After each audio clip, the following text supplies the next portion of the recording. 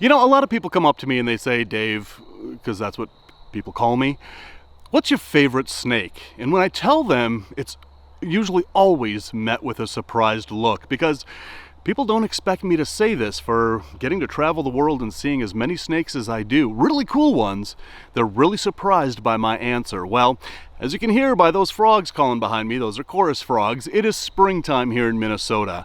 And this is one of my favorite times of year to herp, because all of the snakes that are found in the woods and off in the prairies and in the wetlands, they're all waking up from being underground hibernating for the long, sometimes 6-month-long winter that we have here in Minnesota. It's the only downside of living in Minnesota. But this time, I decided to take you guys with me as I roam through the forests of Minnesota, across the prairies and the wetlands, to see what snakes are finally out of hibernation and to show you guys what my favorite snake in the world is. And it's one of the most common snakes that we have right here in Minnesota. I'm Dave Kaufman, and these are my Reptile Adventures.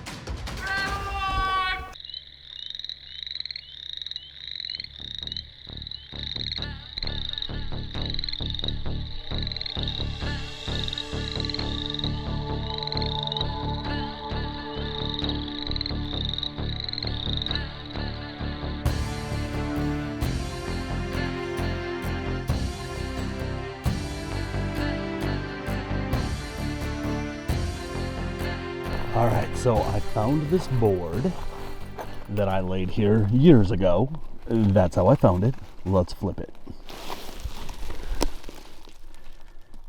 And we've got a dead mouse. And it's really moist under there. Look at all those centipedes. But sometimes you can find salamanders under here when it's this moist. Today, there's nothing. All right, back here, I've got some other boards planted. It's really early in the year to see something under here, but we're gonna try anyway. And in this one, it looks like we got bupkis. Flipping these boards is usually a summer thing when it gets too hot and all the snakes have to take refuge, but we're gonna try anyway. There could be a smooth green under here. Maybe a little juvenile bull snake. There's a little shed right there. But whoever left that is not under this board. All right, one more. This one's in the shade. I'm not optimistic. Let's flip. Yeah, nothing. Sometimes, again, you can find smooth greens under these boards. That's why I put them here. But today, nothing. So in order to find bull snakes this time of year, you've got to leave the prairies and come into forested areas like this, because they're hibernating under stumps like this, on the edge of wetlands like this. You can hear those chorus frogs calling out there. But bull snakes are often found in the forested areas this time of year, like, for instance, under root systems of down trees like that. You cannot, don't look over here, look right over there, because that's the bull snake that I saw before I turned on the camera. I'm going in for the catch. Here we go. Oh my camera. I got the snake though. I got it. So have a look at this beautiful springtime Minnesota bull snake. He is flawless. Let's take a look. She is flawless, even though she is just coming out of about 6 months of being in hibernation under the ground. And so we think about bull snakes as being prairie dwellers. Well, they are in the summertime, in the fall. They'll move from this forest where they've hibernated onto the prairie pockets over there, and there they will look for a mate. Somebody's texting me and I need to turn that off. Excuse me. So, as I was saying, this girl is maybe in the 3 to 5 year range, judging by her size. Very difficult to judge ages of snakes out in the wild, because it all has to do with how much food they can find. But a snake this size, this could be her first year finding a mate and actually laying eggs this year. She's just about at that size. But just look at how flawless this snake is. Usually they come out of hibernation, they're all banged up, they've got sores from being underground for 6 months. This one is absolutely perfect. It almost looks as if she's even had her post-hibernation shed. She's glistening, she's shiny, she's healthy. We have those rapid tongue flicks. She's curious as to what's going on, aren't you? This is just a flawless bull snake out here in the forests of Minnesota. And this is exactly why I love coming out here in the springtime, to find beauties like this.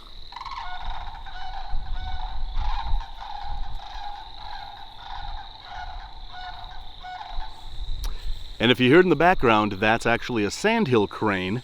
And, well, sandhill cranes are cool, but they eat bull snake babies in the fall. So I kind of have a love-hate relationship with those birds. But again, this is a beautiful, flawless, springtime Minnesota bull snake found right here in the woods. They haven't yet ventured out of the woods yet onto the prairies, but that's going to happen within the next couple of weeks. So we're going to put her right back, right by that log that I caught her at. She is going to spend the next maybe week or two hanging around that log, spending her cool nights back in her hibernaculum.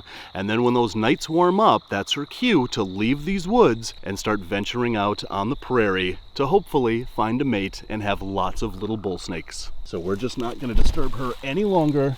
We're just going to leave her, and I'm going to walk further on down into the woods here. Zilla has everything you need for your reptile pets, from caging to lighting and everything in between. To see their entire catalog and find out where you can get Zilla products near you, visit zillarules.com. Alright, so right here is an eastern garter snake. Let's see how good I am at catching garter snakes. Oh, I lost my glasses, but I got the snake. So here in this forest where a lot of Minnesota snake species are in fact hibernating, we also have these guys, which are one of my favorite snakes in the world. These are the snakes that started my lifelong obsession with snakes. I caught one of these in my parents' front yard when I was 9 years old, and I thought it was the greatest thing that I ever held in my hands. And now, all these years later, every time I have an eastern garter snake in my hands, I still think that it's the greatest thing ever. And as a matter of fact, with all of my world travels, all of the really amazing reptiles that I've found all over the world, it's this one particular snake that remains my favorite snake in the world, simply because of where I began and what this snake represents to the beginning, again, of my obsession with reptiles. But this is an eastern garter snake. Minnesota actually has 3 different species of garter snakes. We have the eastern, we have the plains garter snake, and we also have the red-sided garter snake. So when you think about Minnesota, a lot of people don't think about that we actually have a lot of snakes here. We actually have 17 species of snakes here, and of those 17, we have 3 garter snakes. But man, what a neat little snake to be found here in the forests of Minnesota. Again, my favorite snake in the world. Comment below, let me know what your favorite snake is anywhere in the world and why. What does that snake mean to you, and why is it your favorite snake? Such an awesome little dude. We're gonna let this one go on his way. We're gonna continue walking through this forest. All right, buddy, you are right here, and that's where we're gonna release you. See you later, buddy. And thanks for musking me and getting me all stinky and whatever. So that's 2 snakes in about maybe 25 steps. In the springtime, when these guys are coming out of hibernation, you have to know where to look, but you can find tons of snakes, and that's why coming out here into the forests and the prairies of Minnesota in the springtime is one of my favorite places to herp anywhere in the world. Oh, look at this right here. Somebody crawled right across there. So the snakes are in fact leaving the woods and coming back on the prairie here. This guy is close, but that was a bull snake for sure, and he could be in this area somewhere, but he's on the move, so I don't know if I'm gonna find him or not, but it's not gonna stop me from looking. And there he is. I don't know if this is the one that actually made those tracks, but it's a bull snake, and I'll take him. Come here, sweetheart. Where are you going? Where are you going? Where are you going? Come on. Come here. Oh, all hissy and puffy and hissy and puffy and hissy. Come here. So this is my other favorite snake, the bull snake. If you've been watching my channel for a while, you know that I have an affinity for bull snakes. I work with bull snake morphs, I breed bull snakes, have been for decades. But coming out here to the woods and the prairie of Minnesota where these guys are native and actually finding these in the wild, man, I love every single one of these that I find. But this guy is just out of hibernation. But look at this. He is flawless. There's a couple of bumps, there's a couple of abrasions, and that's normal. That happens when they are dormant for 6 months out of the year. They'll get these little sores. Think about them as like bed sores. But within a couple of sheds, those will completely disappear and heal right up. And this male was out cruising, which means that he is probably already out cruising looking for females. So when bull snakes in particular come out of hibernation, garter snakes will do this, hognose snakes will do this, most snakes will do this in the spring, the males will immediately leave where they were hibernating and go out cruising looking for females, where females tend to stay very close to the burrows or wherever they happen to find to hibernate. So we're gonna let this guy go right back to cruising the forest and the prairie here, and hopefully he finds a couple of females and gets a couple of meals in him.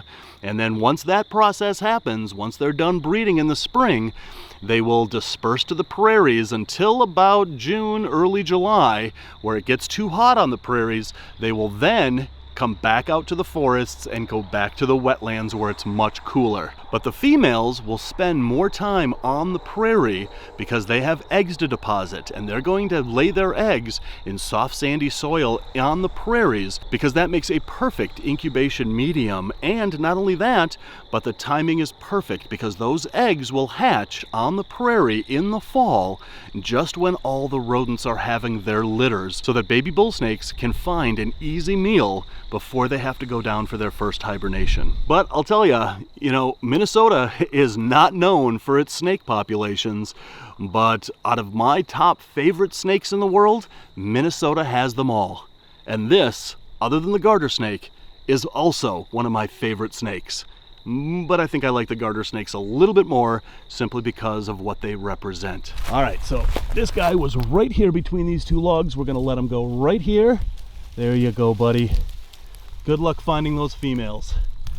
Man, I love these snakes. I'll tell you guys, I've been coming up here so often that I actually do recognize some of the snakes that I find here year after year. I pay very close attention to head markings to see if I actually catch the same snake over and over. And for a period of about 5 years, I was finding the same female in the same spot at the same time of year, year after year. And I haven't seen her in a while, and that doesn't mean that she isn't still around. That just means that I haven't seen her in a while, I hope. But in this one particular area, I've been coming up here year after year after year, and I really do recognize some of the snakes that I'm finding from finding them in previous years, which is really cool. It's really cool to see these snakes go through their life history and their natural history year after year. And it's also really cool to see that they're actually alive and thriving and doing really well out here. Oh, there's another little garter snake. Hey, buddy, come here. Can I take a look at you? Come here. I just found one more that I just had to pick up and take a look at and get musked and get all stinky, which actually, that smell, that garter snake musk is supposed to be so stinky that it repels predators. To me, I really want to bottle that up and start selling it to herpers as cologne, because that is a smell that I just really enjoy. Anyway, guys, so there it is. My favorite snake in the world is the eastern garter snake. I absolutely love these guys simply because of the connection that I have back to my roots when it all first started. And it all first started with this snake. Somebody's messaging me. So guys, be sure to comment below and let me know what your favorite snake is. And until the next reptile adventure, love the planet, feed your reptile obsession, and rattle on.